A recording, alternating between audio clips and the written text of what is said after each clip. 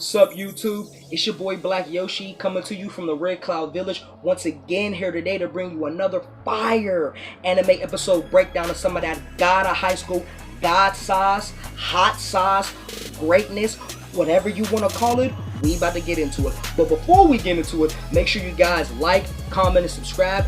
Hit that notification button so you know when me and the fellow shinobi of the Red Cloud Village is dropping some of that fire. But anyway, man, let's just get into it. This episode titled Curse/Cornered of God of High School, which is episode 9, starts off with the flashback that we got last episode with Mori was having of his grandfather when he was leaving, telling him that there were people after him and he has to deal with them. And this kind of transitions to in that last episode when he gets that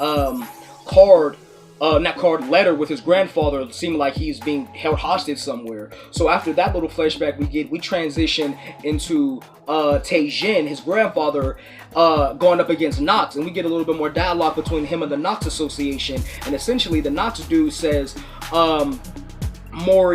says G.O.H, he has like a duty to fulfill that was bestowed upon him. So right there I'm starting to think like, so does G.O.H have more connection between the Nox Association? Because it seems like that he does, because they won him for a particular reason. And later on in the episode we kind of find out that there's more between the two, but we're going to get into that as the time comes. But right there I was like, wait, hold up, so is there history, or maybe they just know that he has something that they want?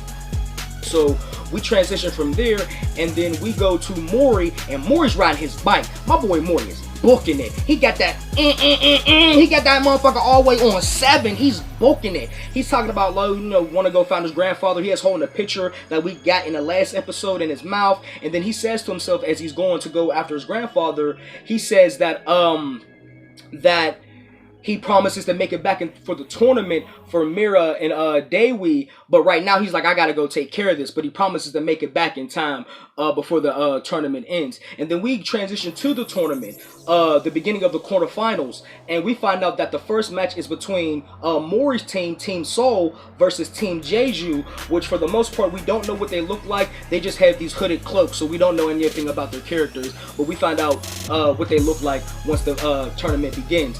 And MIRA and Dewi, they're talking with one another, and they realize that Mori is nowhere to be found. They're like, where the hell is Mori? Did you see this guy? And MIRA mentions that he's someone not to miss out when he knows that people need his help. So, and she's kind of feeling a little down. And as they're talking about, his whereabouts, P, the commissioner, shows up, and she's like, yo, you guys got to get to the match, because if you don't get to the match, you guys will be disqualified. And if you're disqualified, then you can't advance. And Dewi suspended, so he can't go. Mori's nowhere to be found, and Mira's the only one that can go to the match as of right now, but they need 2 out of 3 wins in order to advance, but there's only 1 fighter at the moment, so it's like, fuck. But MIRA and Dewi at that moment, they decide, fuck it, we're just gonna cut ways. You go find Mori, I'm gonna hit to the match, you go, and we just gonna handle this from there. So they part ways.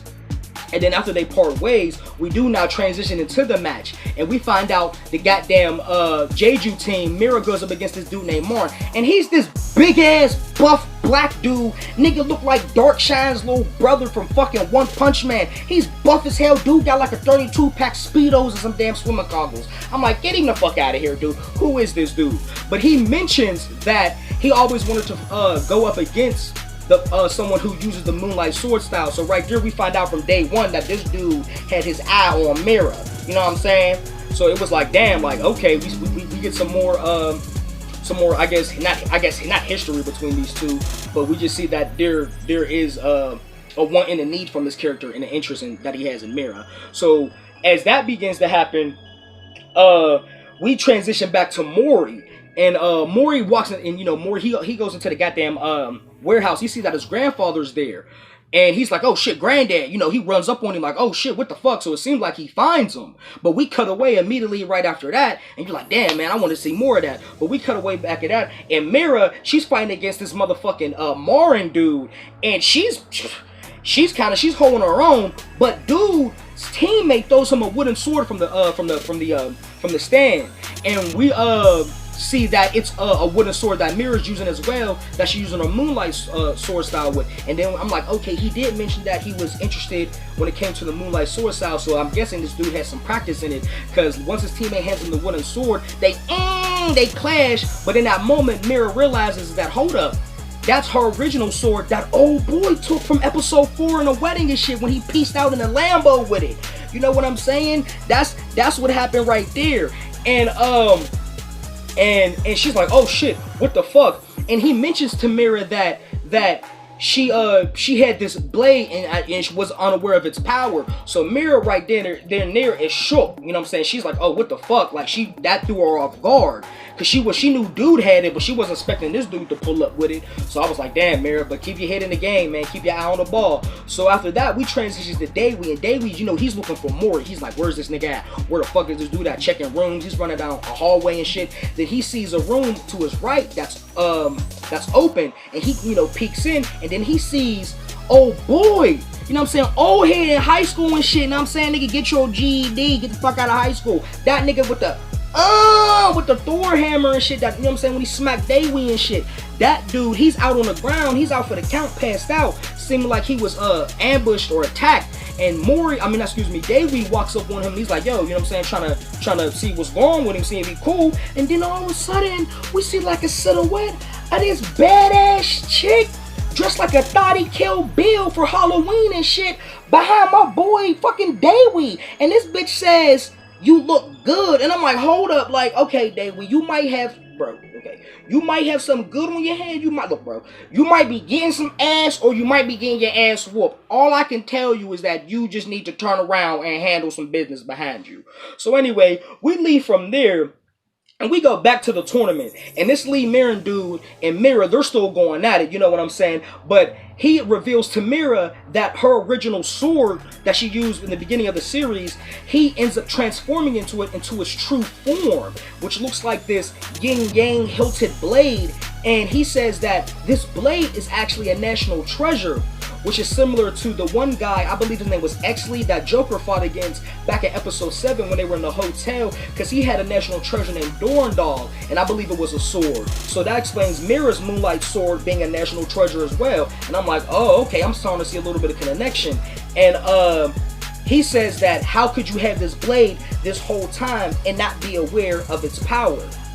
So Mira's like, oh shit, like, I never even knew the potential of that sword. And I, like he said, I trained with it, you know, my whole fucking life.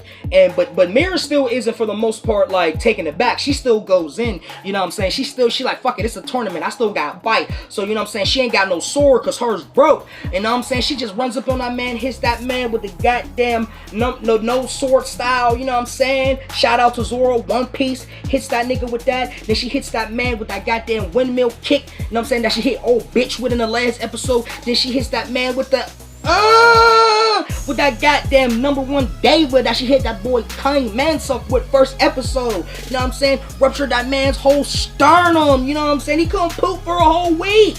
Damn. But yeah, she hit that man with that. But at the same time, Morn seems like he's still upright. But in that moment, when she does take advantage of him after she hit that man with that palm, you know what I'm saying, the sword lays in her hand. It falls into her hands. But in that moment, it disappears and it goes back into Morin's hands. And he mentions that now he's the true owner of the sword. So yeah, whatever, you know what I'm saying? Like, that now that the sword is his, it will always go back to his hands. So I'm like, damn, Mary, you gotta get your shit back. So I'm like, fuck. But then we go back to Mori, and Mori is having a he's going against he wakes up. He tries to wake up his grandfather, and his grandfather's not waking up. Turns out to be a trap. His fucking body explodes and shit like that. And it's like, oh shit, what the fuck?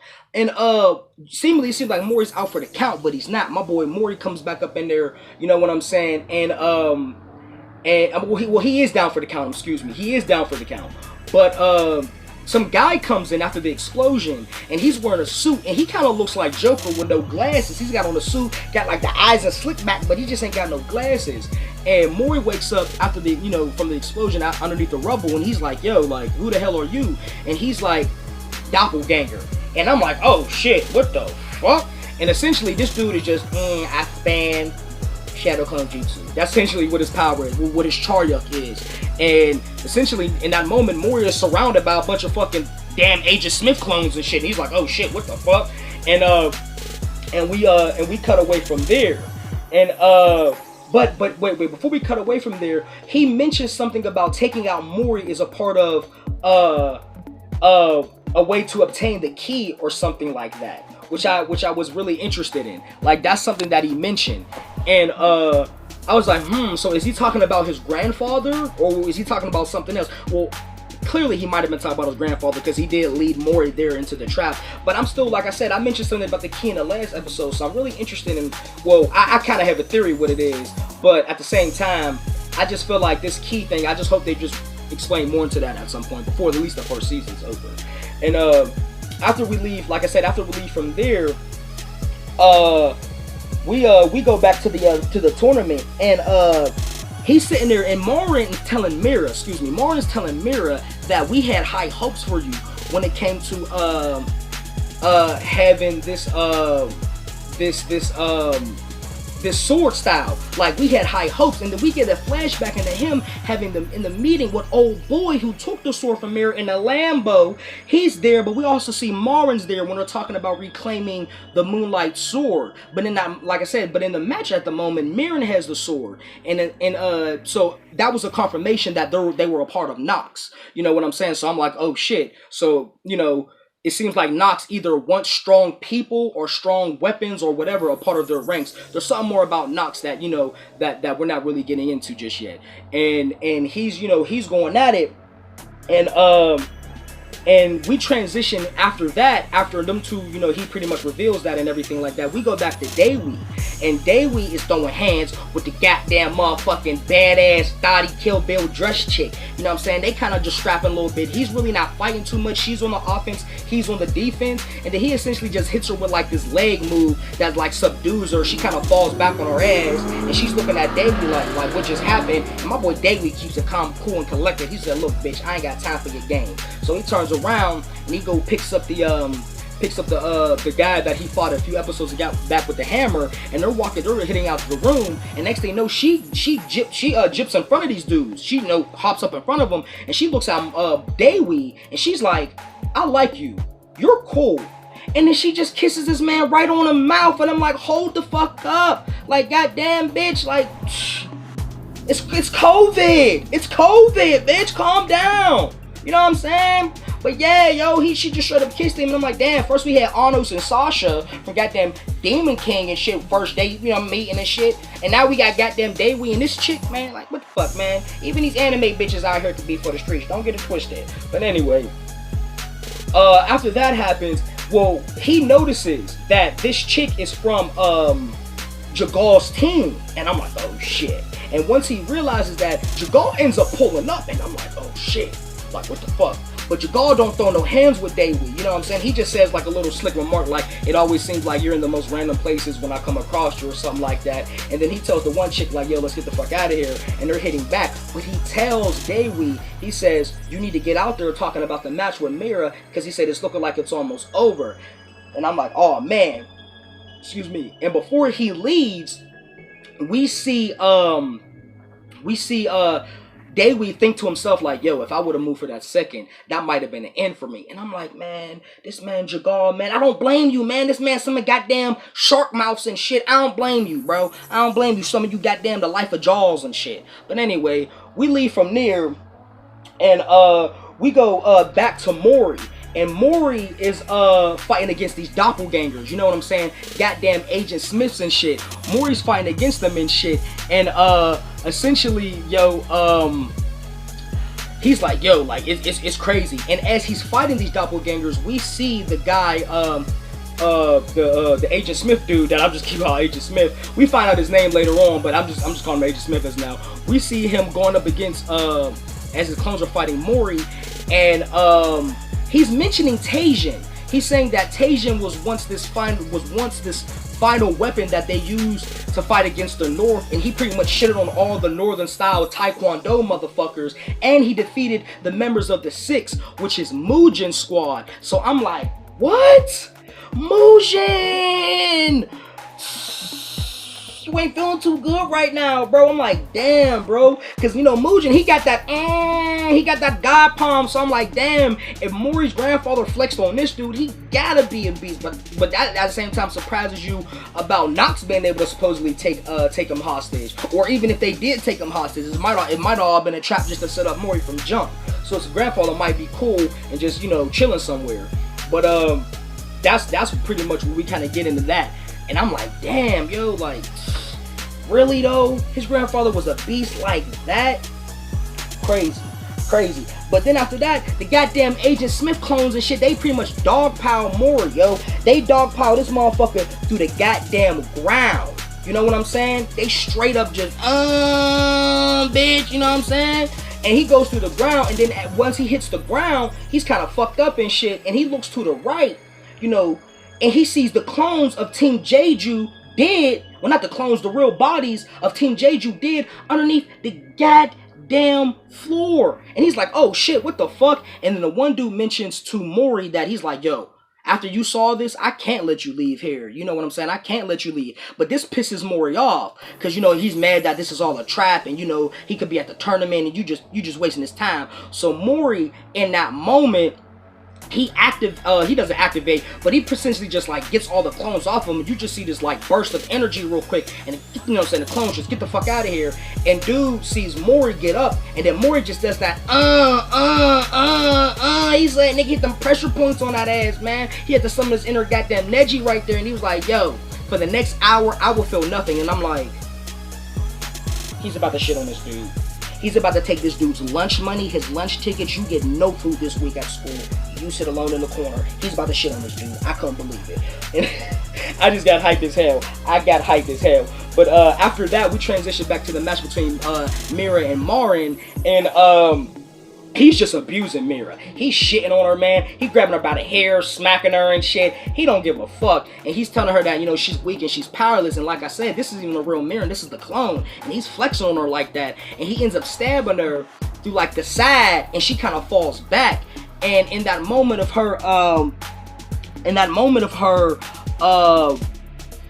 like, you know, being injured, she kind of goes into this mental trance, and we see her essentially telling herself how she's weak, but she wants to get stronger because she wants to catch up to Mori and Dewi, and she doesn't want to give up on them, you know, because she understands that, you know, they a team, they the trio, you know, she got to hold it down.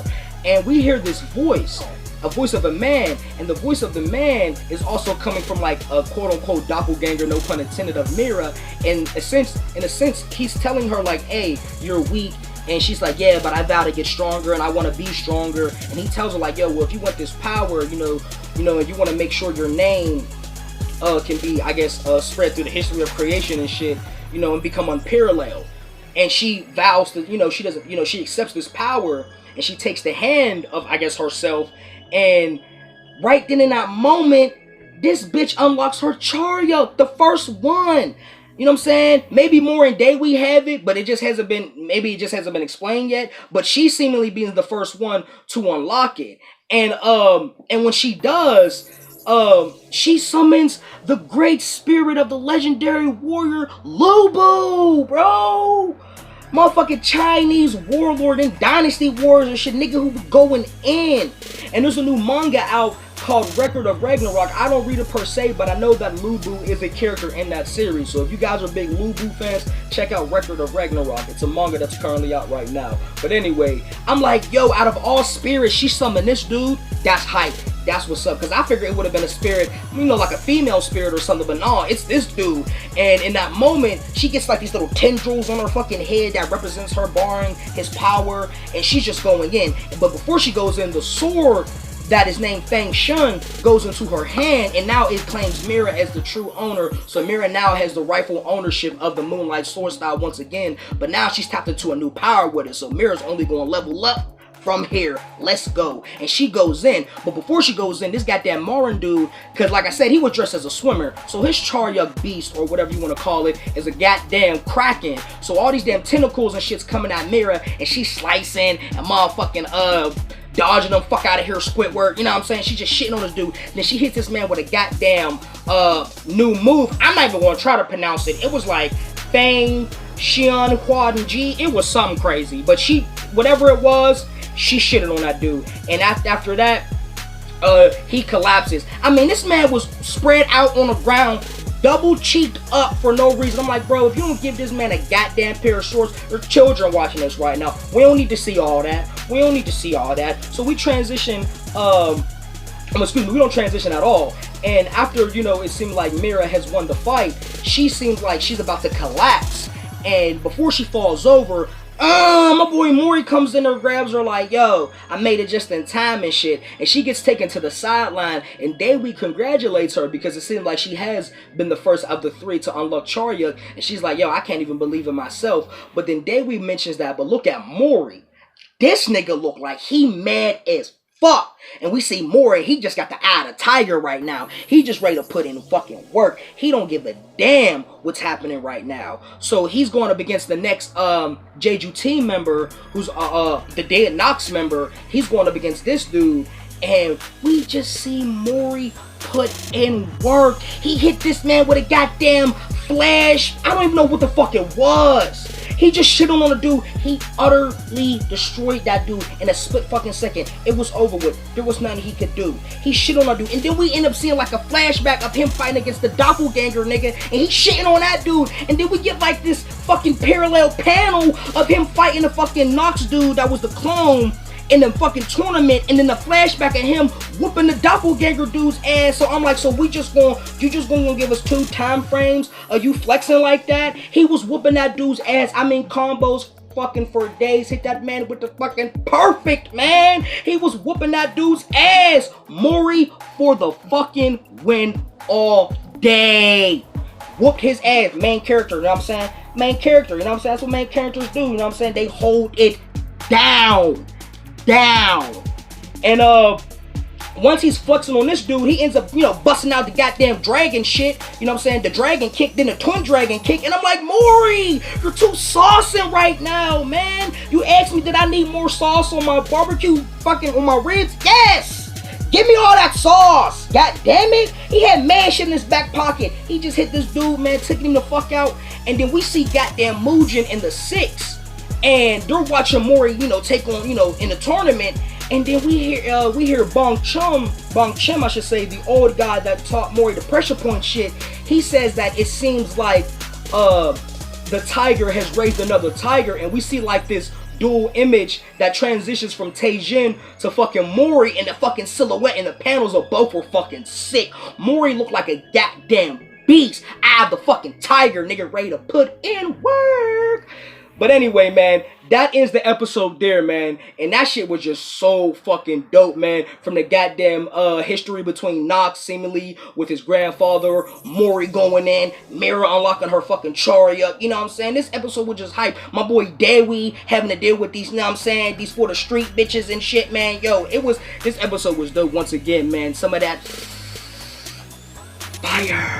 But anyway, man, we're going to end it off here, man. This is your boy Black Yoshi signing off once again, man, from the Red Cloud Village. Make sure you guys like, comment, and subscribe. Follow us on our social medias, which is Red Cloud Village at Instagram and Red Cloud Village on YouTube. And you can follow me on my social medias, which is Black Yoshi 92 on Instagram and Facebook with Son of Mike. And yeah, man, we signing off. Peace. See you next week for episode 10 breakdown. And yeah, man, let's get it.